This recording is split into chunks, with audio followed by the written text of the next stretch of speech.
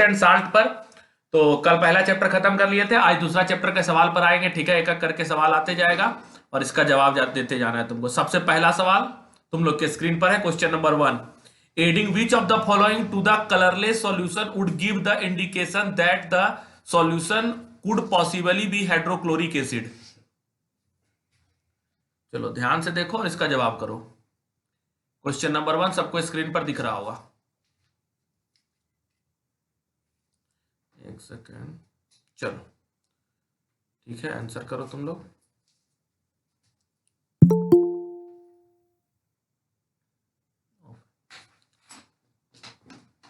Hang कर रहा है, खैर कोई बात नहीं, चलो एक सेकेंड।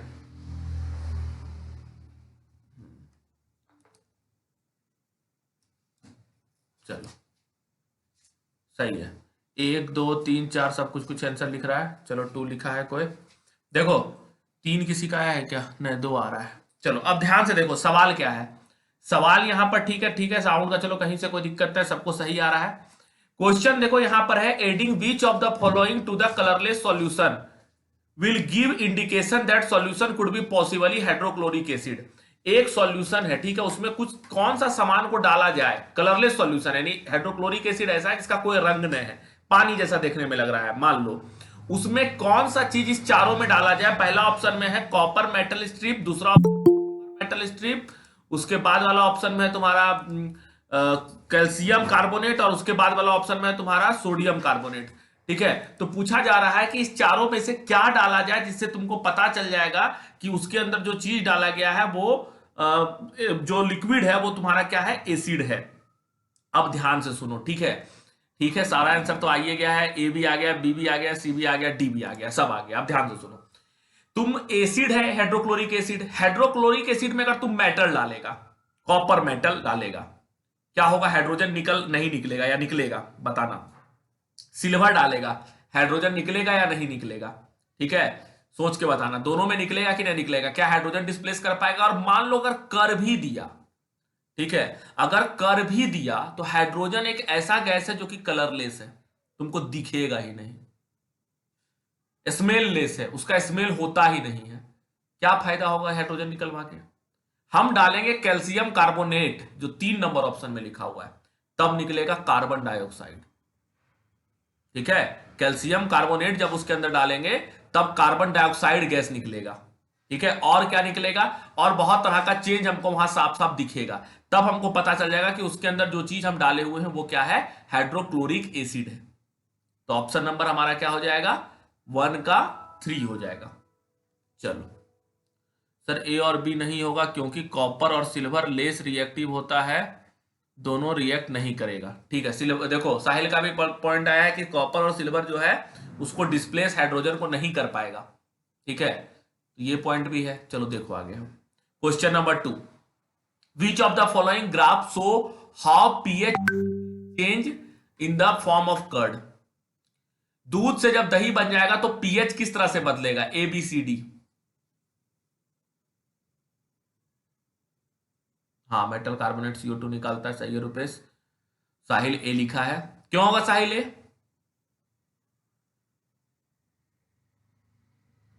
क्योंकि डिक्रीज होगा। चलो ठीक है, और किसी का कोई जवाब आएगा इसमें? देखो ए बिल्कुल सही है, ए बिल्कुल सही है। क्यों सही है? क्योंकि देखो जैसे जैसे दूध से दही बनेगा, दूध से दही बनेगा तो मिल्क क्या होता है, हल्का बेसिक होता है, सॉरी हल्का एसिडिक होता है मिल्क, और मिल्क जब दही की तरफ बनेगा तो ये और ज्यादा एसिडिक होगा।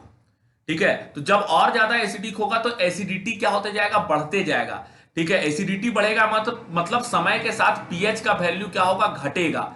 जितना कम पीएच उतना ज्यादा एसिडिक। तो ऑप्शन नंबर ए इसका क्या है, राइट आंसर है।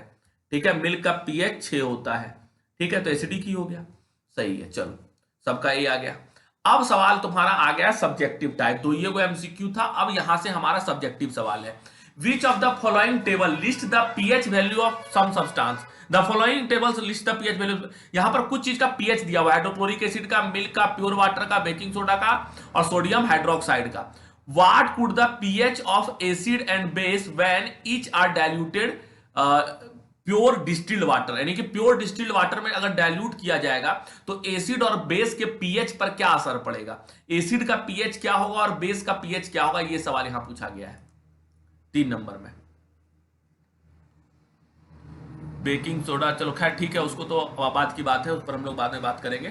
ठीक है, फिलहाल हम लोग इस पर बात कर रहे हैं कि क्या, हाँ सर, तो एसिड का पीएच बढ़ जाएगा और बेस का पीएच घट जाएगा,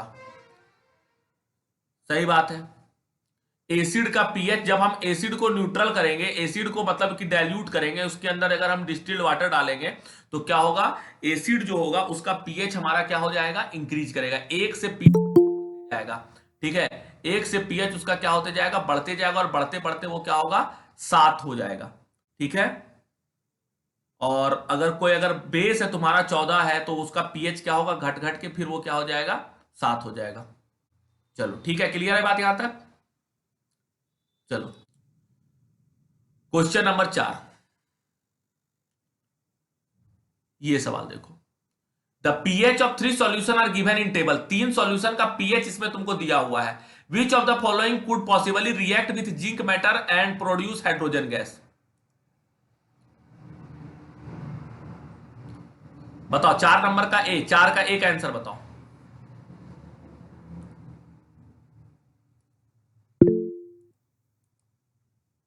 क्या 1 कुंची रे, पी आर,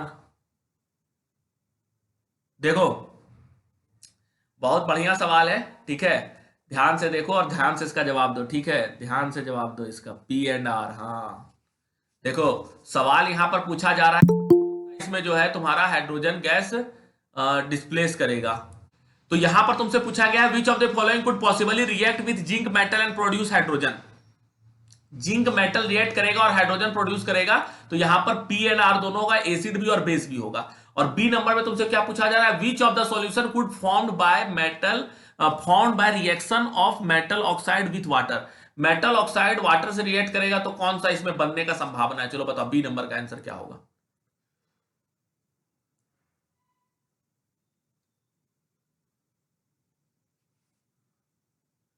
पी लिख रहा है कोई, आर लिख रहा है, देखो आर, चलो सुनो अब ध्यान से, पी। अब देखो बात क्या है, which of the following could be formed by the reaction of metal oxide with water. Metal oxide क्या होता है, मेटल का ऑक्साइड का नेचर क्या होता है, ये हमको पहले बताओ। बेसिक की एसिडिक, बेसिक होता है। नॉन मेटल का ऑक्साइड एसिडिक होता है। अब बेसिक नेचर का कोई सामान है, तुम उसके अंदर डिस्टिल्ड वाटर डालेगा, डिस्टिल्ड वाटर डालने बोल रहा है ना, तो उसको क्या कहेगा, विच ऑफ द फॉलोइंग वाटर, हाँ वाटर डालेगा। तो तुम बताओ बेस में तुम वाटर डालेगा तो क्या होगा, बेसिक प्रॉपर्टी उसका गिरेगा, यानी कि वो धीरे धीरे न्यूट्रल होते चले जाएगा। ठीक है, तो वो क्या पहुंच जाएगा, क्यू के तरफ पहुंच जाएगा। ठीक है, चूंकि वो बेस है, मेटल का ऑक्साइड है, बेस है, तो धीरे धीरे उसका पीएच क्या होगा, घटेगा। पीएच 7 से ज्यादा है तो पीएच उसका 7 हो सकता है, अगर बहुत ज्यादा मात्रा में पानी मिला दिया जाएगा तो बी नंबर जो है इसका हमारा राइट आंसर हो जाएगा। चलो मतलब बी नंबर, सॉरी बी का क्यू हो जाएगा, क्यू, बी का क्यू आंसर हो जाएगा। ठीक है, सी नंबर पर आओ, which of this solution could be raw material for the industrial manufacture of chlorine। चलो इसके नीचे में देखो तुमसे पूछा गया, which of these could be used as a raw material of industrial manufacture of chlorine। सी का आंसर बताओ। आर, और किसी का कोई जवाब, क्यू, आर आर आर, बहुत का आर आ गया है, एगो का क्यू आया है। चलो सब जब आर ही बता रहा है तो क्यू वाला से पूछ लेना चाहिए भाई, क्यों क्यों बता रहा है, तुम बताओ क्यू क्यों होगा। सब आर लिख रहा है, काहे काहे आर होगा, आर नहीं होगा।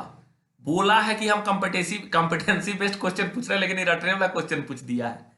ठीक है, हाँ देखो, तुम लोग पढ़ा है क्लोर अल्कली प्रोसेस, क्लोर अल्कली प्रोसेस में ही हम लोग क्लोरीन बनाते हैं। नहीं नहीं, न्यूट्रल न्यूट्रल का खेलना है हीरो, क्लोर अल्कली प्रोसेस तुम लोग पढ़ा है, और वहां पर हम लोग नमक का इस्तेमाल करते हैं क्लोरीन बनाने के लिए।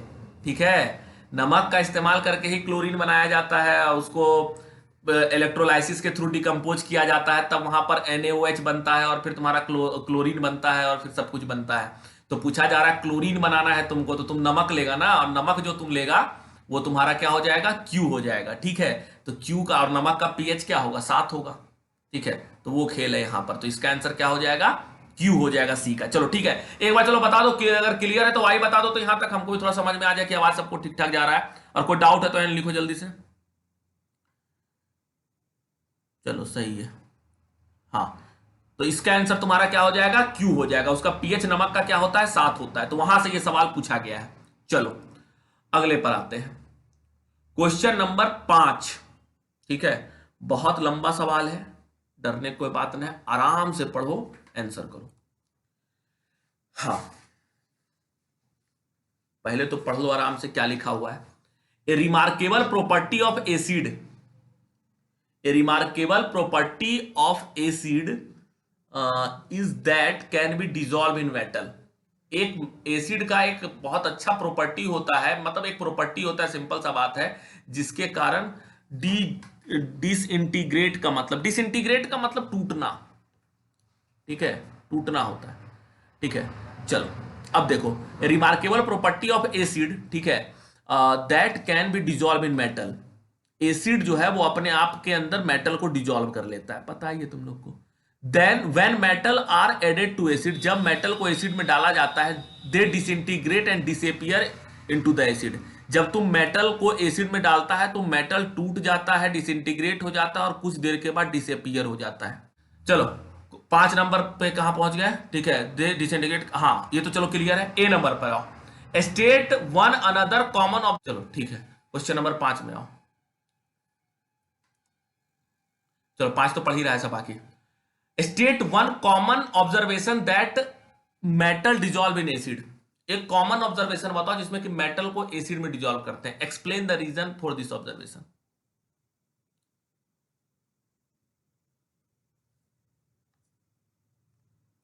बताओ कोई। Explain one common observation when metal dissolve. Metal को जब एसिड में डालेंगे तो क्या होगा, हाइड्रोजन गैस प्रोड्यूस होगा, लेकिन तुम कैसे बता देगा। देखो एक सवाल होता है सीबीएसई का, चलो ध्यान से सुनो इस बात को। जब भी तुमसे ऑब्जर्वेशन पूछा जाए, ठीक है, अब ख्याल रखना इस बात का, ठीक है, पॉप साउंड ना ना ना, पॉप साउंड नहीं लिखेंगे, पॉप साउंड तो बहुत दूर का बात हो गया। जब भी तुमसे एसिड रिएक्ट विथ मेटल, हाँ हाँ ठीक है ठीक है ठीक है ठीक है, रुक जाओ थोड़ा सा, रुको ना, कमेंट बहुत ज्यादा कर रहा है, थोड़ा सा धैर्य रखो। हाँ, चेंज इन टेम्परेचर सब पर आ रहे हैं, देखो, हाँ चेंज इन टेम्परेचर, हाँ ये सही है। देखो जब भी तुमसे ऑब्जर्वेशन पूछे किसी भी सवाल में, जरूरी नहीं है कि वो अभी के सवाल में, कहीं भी रिएक्शन में जब भी ऑब्जर्वेशन पूछे तो तुमको वैसा ऑब्जर्वेशन बताना है जो तुमको विजिबल हो, जो तुमको दिखे। समझ रहा है बात को, जो ऑब्जर्वेशन तुमको दिखे। मान लो कि कोई चीज से हीट गर्म हो गया तो थोड़ा सा चलो कह सकता है हाँ हीट प्रोड्यूस हुआ, लेकिन वो दिखता नहीं, महसूस कर सकते हैं, लेकिन दिखेगा क्या, बबल्स। यहां पर ये नहीं लिखेंगे कि हाइड्रोजन गैस निकलेगा, निकलेगा सही बात है, लेकिन हम ऑब्जर्व क्या कर रहे हैं, हमको क्या दिख रहा है, तो हम कर रहे हैं ऑब्जर्व ये कि यहां पे हमारा बबल्स निकल रहा है। तो ए का आंसर ये हो गया। बी का आंसर हो जाएगा, if the acid are dissolve, अगर एसिड को dissolve, if the acid with dissolve metal evaporated, can the metal get back. अच्छा ए नंबर तो सबको क्लियर हो गया होगा कि क्या ऑब्जर्वेशन होगा, तो ऑब्जर्वेशन ये होगा कि बबल्स निकलेगा, ठीक है, और टेम्परेचर इंक्रीज हो जाएगा। ठीक है, हाँ कुछ बोल रहा है साहिल, तो बोल रहा है तो बताओ। ए नंबर का तो देखो, जब भी हम, हाँ सुनो सुनो सुनो सुनो, क्या बात है, बात सिंपल है कि state one common observation when metal dissolve in acid, metal को जब एसिड में डालेगा because it is a chemical change. मतलब क्या क्या बोलना चाह रहा है साहिल, सही सही बताओ, समझ नहीं आ रहा। अभी we can not because it is a chemical. Sir क्योंकि मेटल जब एसिड में जाएगा सर तो फिर उसको निकलेगा कैसे, जब पूरा सर मिक्स हो जाएगा ना सर, सॉल्यूबल हो जाएगा तब। हाँ तो मेटल का, हाँ हाँ अच्छा तुम बी का आंसर बता रहा है, ठीक है, तो वो फिर मेटल का साल्ट बना लेगा। ठीक है, हाँ हाँ ठीक है, हाँ ठीक है, चलो चलो सही है, अब बी पर अब पहुंचे हैं। If the acid with dissolve metal is evaporated, जब एसिड वहां से एवोपरेट कर जाएगा तो मेटल जो बचेगा उसको हम वापस नहीं ला सकते हैं। ठीक है, ये बात बोल रहा है, चलो ठीक है, बी का आंसर बता दिया, अच्छी बात है। ठीक है, सी नंबर पर आओ। इन this question the word dissolve used with in quotes, dissolve word को एक कोट के अंदर लगाया गया। तुम देख रहे हैं डिजॉल्व के ऊपर देखो ब्रैकेट लगे, इधर और इस तरफ, दोनों तरफ डिजॉल्व के आसपास। If the acid with the dissolve metal get metal sorry हाँ सी नंबर है ना। इन दिस क्वेश्चन, इस क्वेश्चन में the word dissolved is used with in quotes, इसको कोट के अंदर डिजॉल्व वर्ड को यूज किया गया है। This is because it is not actually example of dissolving, क्योंकि ये एक्चुअली में डिजॉल्व नहीं हो रहा है। What is the main difference between the metal dissolving in acid and sugar dissolving in water? Metal को एसिड में डिजॉल्व करते हैं और सुगर को हम पानी में डिजॉल्व करते हैं, दोनों के बीच में क्या अंतर है?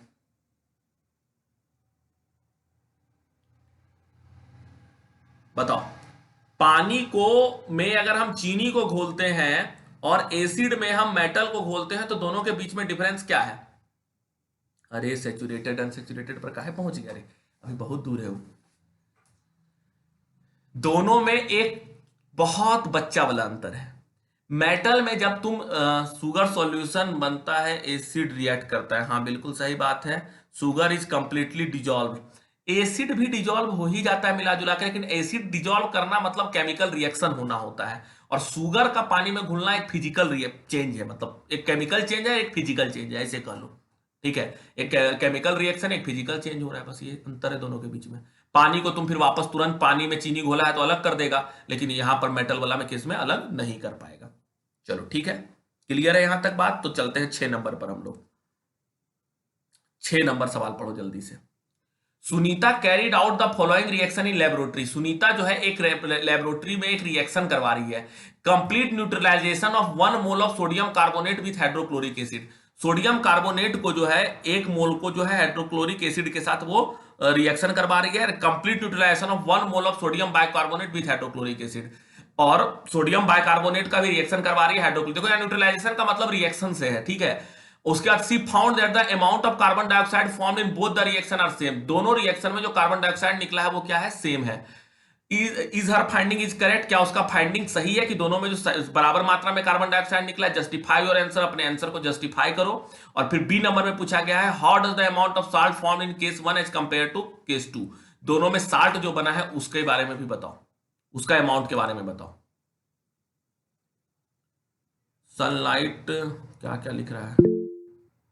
हाँ इसका आंसर बताओ पहले, लेकिन क्या होगा?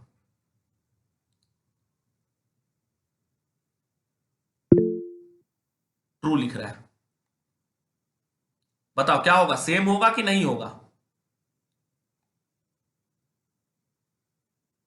किसी को सवाल समझ में आया है? क्या पूछ रहा है? यस, क्यों होगा यस? किसी को पता है? किसी को एक्सप्लेन कर सकता है तो बताओ। सेम ही होगा। क्यों सेम होगा? इसको हम कैसे एक्सप्लेन कर पाएंगे? कोई रीजन, कोई तरीका है इसको एक्सप्लेन करने का? सर हाँ रिएक्शन में तो सब जब करते हैं तो सर Na2 लेते हैं, इधर आता है तो 1 हो जाता है, तो 1:2 में ना होता है इसमें सोडियम कार्बोनेट और सोडियम बाइकार्बोनेट में। चलो चलो, सुनो सुनो सुनो सुनो, अब 1 सेकंड हमको आना पड़ेगा बोर्ड पर। यही सब सेटअप करने में जो है आज टाइम लगा था, क्योंकि हम कुछ सवाल पहले देख लिए थे तो हम समझ गए थे कि अब बोर्ड का जरूरत आज पड़ने वाला है भरपूर तरीके से। देखो, सोडियम कार्बोनेट को एक बार रिएक्शन करवाना है, एक बार सोडियम हाइड्रोजन कार्बोनेट को रिएक्शन कराना है। एक बार देख ले कि यही दोनों था ना?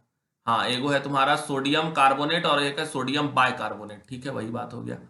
चलो, सोडियम कार्बोनेट तुम ले लो। सोडियम कार्बोनेट मतलब Na2CO3। Na2CO3। जब इसको खोल काहे रहे हैं? एक सेकंड, इतना बात तो हम बुक से भी बता सकते हैं, इसके लिए इतना रिएक्शन काहे लिख के टाइम वेस्ट करें? चलो बुक ही खोल देते हैं, बुक भी हम खोल के रखे हुए हैं यहाँ पर तुम लोग का।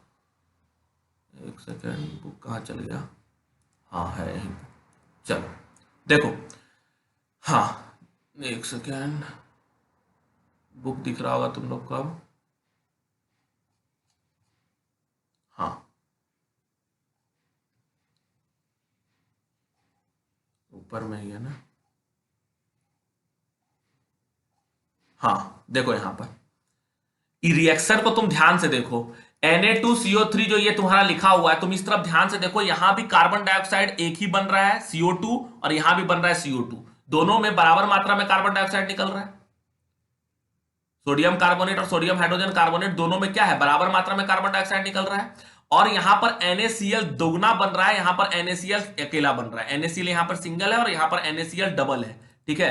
तो Na2CO3 में डबल NaCl बनेगा, 2 NaCl बनेगा, और NaHCO3 में सिंगल NaCl बनेगा। ठीक है, तो बैलेंस्ड केमिकल रिएक्शन लिखने के बाद तुमसे पूछ रहा है लेकिन कार्बन डाइऑक्साइड का मात्रा दोनों में बराबर प्रोड्यूस होगा। तो तुमसे पूछा था कि कार्बन डाइऑक्साइड का मात्रा दोनों में कितना प्रोड्यूस होगा। ठीक है, और फिर दूसरा तुमसे पूछा था लाइम वाटर, तो बहुत दूर का बात हो गया। ठीक है, बस सवाल उतना दूर से नहीं पूछा गया। सवाल सिंपल पूछा गया कि कार्बन डाइऑक्साइड का मात्रा दोनों में बराबर होगा कि नहीं। पहला यह सवाल पूछा गया, और पूछा गया दोनों में जो साल्ट बनेगा वो बराबर होगा कि नहीं। तो कार्बन डाइऑक्साइड देखो दोनों में बराबर है, एगो CO2 यहां भी CO2, लेकिन अगर ऊपर वाला रिएक्शन तुम ध्यान से देखो तो वहां 2 NaCl बन रहा है, और नीचे वाला रिएक्शन में सिर्फ NaCl बन रहा है। ठीक है, तो एक में डबल नमक बनेगा और एक में सिंगल नमक बनेगा, ये दोनों के बीच का अंतर हो गया यहां पर। ठीक है, और कार्बन डाइऑक्साइड तो सेम बनेगा। चलो एक बार फिर से सवाल देख लो, ठीक है, तो और अच्छा से क्लियर हो जाएगा। अभी थोड़ा सा भूल गया होगा सवाल, एक बार देखते देखते। चलो फिर से एक बार सवाल देखो। सवाल में लिखा हुआ है the complete neutralization of 1 mole of sodium carbonate with hydrochloric acid. Sodium carbonate को हाइड्रोक्लोरिक एसिड से रिएक्ट करवाएंगे तब क्या होगा, और फिर सोडियम बाइकार्बोनेट को हाइड्रोक्लोरिक एसिड से रिएक्ट करवाएंगे। मतलब दो केस की है। She found that amount of carbon dioxide in both the reaction is same. दोनों केस में वो सोडियम कार्बन डाइऑक्साइड का मात्रा दोनों में सेम था। Is her finding is correct, क्या उसका फाइंडिंग सही है? जस्टिफाई और आंसर हाँ सही है, रिएक्शन लिख के हम जस्टिफाई कर देंगे। ठीक है, amount of salt form in case 1 is compare to case 2, तो एक में साल्ट जो है डबल बन रहा है, एक में साल्ट बराबर मात्रा में बन रहा है, मतलब एक अकेला बन रहा है, एक में डबल बन रहा है, 2 बन रहा है, एक में 1 बन रहा है। चलो क्लियर है तो वाई लिखो, क्योंकि पता नहीं सब हर सवाल में हमको डाउट होता है कि सर सोडियम बाइकार्बोनेट क्या होता है। सोडियम हाइड्रोजन कार्बोनेट को ही सोडियम बाइकार्बोनेट बोलते हैं। ठीक है, हर सवाल में हमको थोड़ा डाउट होता है कि हम एक्सप्लेन सही से कर पाए हैं कि नहीं कर पाए, इसलिए हम वाई एन लिखवा के तुम लोग को थोड़ा परेशान करेंगे अभी। ठीक है, चलो सही है, तो हम चलते हैं थोड़ा अगले सवाल पर। क्वेश्चन नंबर तुम अगला ले लो, ये 7 नंबर। ठीक है, चलो बताओ। To prepare a salad dressing, बहुत बहुत सिंपल क्वेश्चन है। Parag add solution of sodium chloride in distilled water to vinegar. Sodium chloride distilled water में घोल के, नहीं नमक को पानी में घोल के विनेगर में मिला दिया। विनेगर एसिड होता है, पता है सबको। PH of the vinegar, pH क्या होगा विनेगर का, क्या होगा पीएच विनेगर का? बढ़ेगा घटेगा? इंक्रीज डिक्रीज क्या होगा बताओ? 7 नंबर में ये को लिख रहा है घटेगा। और बताओ किसी को क्या लग रहा है, घटेगा बढ़ेगा डिक्रीज? क्यों घटेगा? बढ़ेगा हीरो, घटेगा क्यों बताओ? विनेगर क्या है? विनेगर तुम्हारा एसिड है, तुम उसके अंदर पानी मिला रहा है, तो वो एसिडिटी उसका कमेगा, यानी कि एसिड कम होगा मतलब पीएच का वैल्यू बढ़ेगा। याद रखना, जितना कम एसिडिटी होगा वो मतलब जितना कम पीएच होगा उतना ज्यादा एसिडिक होगा। तो अब ये एसिडिक प्रॉपर्टीज का घट रहा है ना जी, तो इसका पीएच क्या होते जाएगा? इंक्रीज करेगा ना। और एसिडिटी ऑफ विनेगर, दूसरा सवाल जो है, तो एसिडिटी क्या होगा? वो डिक्रीज करेगा। विनेगर अब कम एसिडिक रहेगा। इंक्रीज कैन, हाँ कम टू नियर बेसिक, हाँ तो अलग बात है कि कितना मिलाया है पानी, उस पर डिपेंड करेगा। ठीक है, लेकिन इंक्रीज करेगा। चलो ठीक है, और दूसरा में एसिडिटी विनेगर क्या है, वो डिक्रीज होगा। चलो तो ठीक है, साथ में तो ए बी दोनों क्लियर हो जाएगा। हाँ, उसी के नीचे एक क्वेश्चन और डाला हुआ है, ये राजेश आ गया है बीच में। ठीक है, अच्छा नहीं वो अलग क्वेश्चन है। 8 9 10 क्वेश्चन के लिए कहानी ऊपर में राजेश वाला दिया हुआ है। देखो क्या हो रहा है। Rajesh was given a substance and asked to identify it। Rajesh को एक सब्सटेंस दिया गया, उसको कहा गया है कि आइडेंटिफाई करो। He conducted 3 टेस्ट, वो 3 को टेस्ट करता है। He conducted 3 test on the substance and recorded the result below. माने राजेश नाम का आदमी उसको अननोन कुछ लिक्विड विक्विड दे दिया, बोला पता करो क्या है, समझ रहे? पानी है, दारू है, एसिड है, बेस है, की है, न दे दिया उसको, तुम पता करो जाओ। It release carbon dioxide, water and sodium salt. ठीक है, और उसको क्या किया कि ही रिकॉर्डेड 3 को टेस्ट किया। ठीक है, तो 3 को टेस्ट किया तो क्या क्या किया? It release carbon dioxide, water and A sodium salt on heating with water. Water के साथ उसको रिएक्ट करवाया तो कार्बन डाइऑक्साइड, वाटर और सोडियम साल्ट मिला। ठीक है, it turn universal indicator greenish blue. Universal indicator को वो ग्रीनिश ब्लू कर देता है। It could be prepared in ammonia, prepared from ammonia. ये अमोनिया से बनाया जाता है एज ए रॉ मटेरियल। इस सामान का जो रॉ मटेरियल है वो अमोनिया से आता है। तो तुम बताओ राजेश के पास क्या है, बताओ? Metal carbonate. हाँ, कार्बन डाइऑक्साइड और वाटर बन रहा है तो तुमको तो पता चलिए गया कि वो मेटल कार्बोनेट है। लेकिन मेटल कार्बोनेट में कौन सा? Baking soda, NaHCO3, metal carbonate में जो मेटल है तुम्हारा कैल्शियम कार्बोनेट नहीं होगा साहिल। कैल्शियम कार्बोनेट क्यों नहीं होगा ये भी समझ लो। अमोनिया NH3 होता है, अमोनिया का इस्तेमाल किया जाता है इसको बनाने के लिए। ये वो रिएक्शन दिया हुआ है तुम्हारे बुक में एसिड ए बेस में, जो प्रिपरेशन जो है तुम्हारा NaHCO3 का, उस प्रिपरेशन में सोडियम कार्बोनेट का, नहीं सोडियम कार्बोनेट नहीं है हीरो, सोडियम हाइड्रोजन कार्बोनेट तुमको मिलेगा। NaHCO3 का जिक्र किया गया है यहाँ पर, को तुमको हम दिखाते हैं बुक में। बेकिंग सोडा देखो, देख लो मतलब बुक भी देखते रहो, ठीक है, क्योंकि कहाँ पे कौन चीज छिपा छिपा के लिखा और कहाँ कहाँ से सवाल पूछा है वो सब भी देख लो एक बार। वही बुक है जो तुम्हारे पास है। एक सेकेंड, थोड़ा नीचे आ जाते हैं।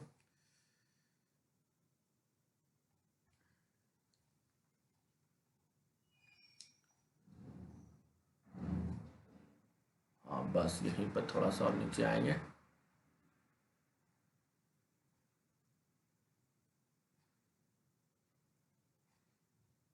हाँ बस यहीं तो मिल गया। NaH आ गया, यहाँ पे एनोड कैथोड वाला आ गया। बेकिंग सोडा देखो, अमोनिया है NH3, sodium hydrogen carbonate NaHCO3 का इस्तेमाल किया जा रहा है बेकिंग सोडा बनाने में, ठीक है। अमोनिया का भी इस्तेमाल होता है, तो हल्का सा तुमको हिंट कर दिया कि कहां से बात आ रहा है। चलो ठीक है, अब उसी का अगला सवाल होगा। हाँ, उसी में अगला सवाल देखो क्या है। Give one use of the substance on the property of mention P and Q, ठीक है। P एंड Q का प्रॉपर्टी बताओ, ठीक है, यानी कि P से रिएक्ट जो करवाया था और जो Q बना था, तो उसके आधार पर तुम P और Q का इसका प्रॉपर्टी बताओ कि क्या हो सकता है। सोचो,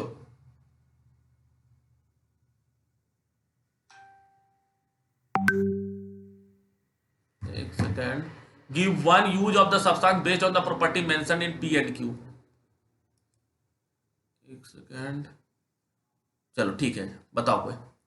यहां पे P एंड Q से पूछा है, give the use of substance based on the property mention in P and Q। P में लिखा हुआ है it release carbon dioxide, water and sodium salt on heating with water. Water के साथ heat किया जाता है तो ये तीन चीज इसमें निकलता है।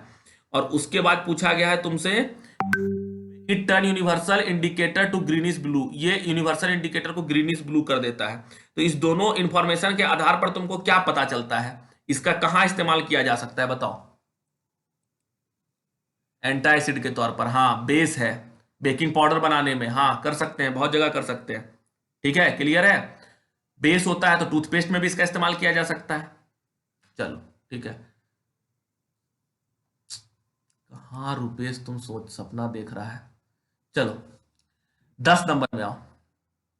Rajesh later read recrystallization of sodium salt formed in P give another basic salt that used in manufacture of borax, identify the substance P। देखो ये बोरेक्स वगैरह के बारे में तुम लोग को पढ़ना नहीं, पता नहीं सवाल काहे दे दिया है, ठीक है, तो इसके बारे में बहुत ज्यादा तुम लोग को नहीं पढ़ना। Recrystallisation of sodium salt, sodium salt का रिक्रिस्टलाइजेशन किया जाता है, ठीक है, तो ये तुम्हारा बन जाता है सोडियम कार्बोनेट। लेकिन इसके बारे में पढ़ना नहीं, पता नहीं काहे दिया, इस पर और रिसर्च करेंगे तब बताएंगे कि आखिर सवाल काहे दिया है यहाँ पर। चलो अब अगला सवाल देखो, यहां पर आ गया question number 11। Aditi find the mixture of acid and a base does not change the colour of either red or blue litmus paper, compare the amount of H+ and H- ion of the solution. चलो question number 11 पढ़ो और answer करो इसका।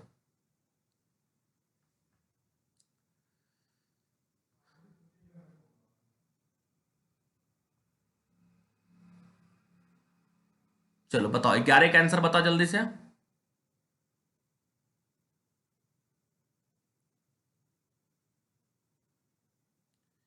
Sir ये less acidic और less basic होगा। चलो बता Aditi. Aditi finds that the mixture of acid and base does not change the colour of either red और, सब बता रहे, कोई वो नहीं बोल रहे, बता नाम उसका था इसलिए बोल दिए, न्यूट्रल होगा, सही बात है। देखो हाँ, तो बात यहां पर यह है कि उसको पता चलता है जो ना ही एसिडिक है ना ही बेसिक है, ठीक है, तो यहां पर वो तुमसे नहीं पूछा जा रहा है, तो ठीक है, जब एसिडिक नहीं है बेसिक नहीं है तो न्यूट्रल होगा। Compare the amount of H+ and OH- ion in the solution. Solution में H+ और OH- आयन कितना होगा, इक्वल होगा। H प्लस और OH माइनस आयन के कंसंट्रेशन के रूप में तुमसे आंसर पूछ रहा है। ये तो पहले ही बोल दिया ना एसिडिक है ना बेसिक है, तो मतलब कि न्यूट्रल है। लेकिन पूछ रहा है compare the amount of H plus and OH minus ion. अगर एसिडिक होगा तो H प्लस आयन ज्यादा होगा, बेसिक होगा तो OH माइनस ज्यादा होगा, लेकिन ये क्या न्यूट्रल है, तो दोनों का मात्रा क्या होगा इसमें, बराबर होगा। चलो ठीक है, क्वेश्चन नंबर 12। ठीक है, अब ज्यादा सवाल नहीं है, 12 है, 13 है, 14 है, 3 सवाल है। ठीक है, चलो देखते हैं, 12 कर लेते हैं। ठीक है, pH measured in a scale is 0 to 14। PH जो मेजर किया गया है स्केल पर वो क्या है, 0 से 14 तक है। The lower value indicate the high hydrogen ion concentration. Lower value जो होगा पीएच पर वो दिखाता है कि उसके अंदर हाइड्रोजन आयन का कंसंट्रेशन ज्यादा है, हम लोग सबको पता होता है, ज्यादा एसिडिक है। And higher value indicating the low hydrogen ion concentration. अगर ज्यादा वैल्यू है तो मतलब लो हाइड्रोजन का कंसंट्रेशन है, मतलब बेसिक है, लेस एसिडिक है। ठीक है, the pH is 7 considered as neutral. 7 होता है वो क्या होता है, न्यूट्रल होता है। Every whole unit in the pH represent 10 increase in or decrease the hydrogen ion concentration. क्या बता रहा है, every whole unit in pH represent the 10 fold increase increase in or decrease the hydrogen ion concentration. ठीक है, मतलब कि 10 गुना आके आसपास हाइड्रोजन आयन के कंसंट्रेशन को इंक्रीज या डिक्रीज दिखाता है, पीएच अगर बढ़ता है तब या घटता है तब, दोनों केस में। ठीक है, what could the hydrogen ion concentration of the solution of 4 pH 4 as compare to pH 8। चलो बताओ इसका सवाल समझ में आया।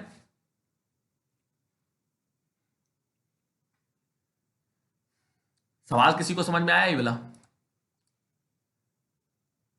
चलो ये सवाल हम समझाते हैं, बढ़िया सवाल है। ठीक है, और इसमें ये क्या किया है कि मैथ को मिलाया है केमिस्ट्री के अंदर। ठीक है, इस सवाल को देख लो पहले।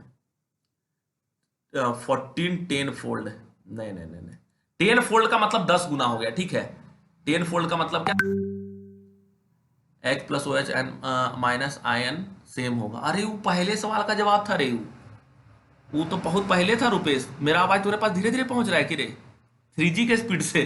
ऊपर वाला 11 नंबर का आंसर तुम लिख रहा है रुपेश, अब 12 में आ गए। चलो आते हैं,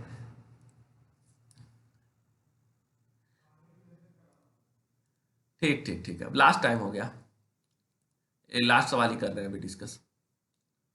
चलो अब ध्यान से इस सवाल को देख लो। ठीक है, इस सवाल को ध्यान से देख लो, उसके बाद सारा कुछ क्लियर हो जाएगा। हाँ देखो पहले बात को, क्या मामला है। मामला देखो बहुत स्पष्ट है। यहां पर बोला जा रहा है कि पीएच, अब सवाल को हम बाद में फिर से एक बार तुमको पढ़वा देंगे। ठीक है, फिलहाल जो है तुम इस सवाल को हम पहले समझाते हैं, उसके बाद सवाल को पढ़ाएंगे। सवाल में बता रहा है कि अगर मान लो किसी का पीएच 1 है और किसी का पीएच 2 है, तो हाइड्रोजन का कंसंट्रेशन जो होता है ना वो 10 गुना कम या ज्यादा होता है। मान लो किसी का पीएच 2 है, किसी का पीएच 1 है। ठीक है, तो अगर इसके अंदर मान लो कि जैसे पीएच कमेगा मतलब क्या, हाइड्रोजन का मात्रा, हाइड्रोजन का कंसंट्रेशन बढ़ेगा। पीएच कम होने का मतलब क्या है, हाइड्रोजन का कंसंट्रेशन बढ़ना, क्योंकि ज्यादा एसिडिक हो जाएगा। अगर मान लो कि अगर किसी चीज का पीएच 10 है, ठीक है, किसी चीज का पीएच 2 है और उसके अंदर हाइड्रोजन है तुम्हारा 10, किसी चीज का पीएच 2 है उसके अंदर हाइड्रोजन का कंसंट्रेशन मान लो 10 है, तो उसका अगर कोई दूसरा चीज है उसका पीएच 1 है, तो उसके अंदर हाइड्रोजन का कंसंट्रेशन इससे 10 गुना होगा, मतलब उसके अंदर हाइड्रोजन का मात्रा 100 होगा। ये स्टेटमेंट में लिखा हुआ था, वहां पर बोला गया था कि अगर पीएच 1 घट जाता है, ठीक है, तो हाइड्रोजन का कंसंट्रेशन 10 गुना बढ़ जाता है। यानी कि अगर यहां पर 10 पीस हाइड्रोजन था, 2 जिसका पीएच था उसके अंदर अगर 10 पीस हाइड्रोजन था, तो जिसका पीएच 1 है उसके अंदर इसका मात्रा कितना हो जाएगा, 100 हो जाएगा, 10 गुना बढ़ जाएगा। आ रहा बात समझ में? यानी जिसका पीएच 3 है उसमें हाइड्रोजन का कंसंट्रेशन अगर 1 है, तो जिसका पीएच 2 है उसमें हाइड्रोजन का कंसंट्रेशन 10 हो गया, मतलब 10 गुना हो गया। अब जिसका 1 है उसमें उसका 10 गुना हो गया, यानी कि 100 हो गया। ठीक है, अब एक बार फिर से सवाल पढ़ो। ठीक है, एक बार फिर से सवाल पढ़ो और उसके बाद इस सवाल का जवाब देना। अब पढ़ो सवाल को। यहां तक तो बस वही बकवास किया है, हाइड्रोजन का मात्रा घटता है बढ़ता है, तुम लोग को पहले से पता था, कोई नया बात तो बताया नहीं। 7 न्यूट्रल होता है ये भी तुम लोग को पहले से पता था। जो नया काम किया वो यहां से किया है। As every whole unit of pH represent 10 fold increase in or decrease the hydrogen ion concentration. हर 10 का जो होता है वो दिखाता है कि अगर एक पीएच कम या ज्यादा हो रहा है तो 10 गुना हाइड्रोजन का कंसंट्रेशन बढ़ रहा है या घट रहा है। तुमको पता ही है कि पीएच बढ़ेगा तो हाइड्रोजन का कंसंट्रेशन घटेगा और पीएच घटेगा तो हाइड्रोजन का कंसंट्रेशन बढ़ेगा। तो अपने हिसाब से सोच लो कि कब घटेगा और कब बढ़ेगा। तो पूछ रहा है कि एक चीज ऐसा है जिसका पीएच 4 है और दूसरा चीज ऐसा है जिसका पीएच 8 है, तो दोनों में हाइड्रोजन कंसंट्रेशन में कितना गुना का अंतर होगा। दोनों में कितना गुना का अंतर होगा। ये क्लियर है सवाल?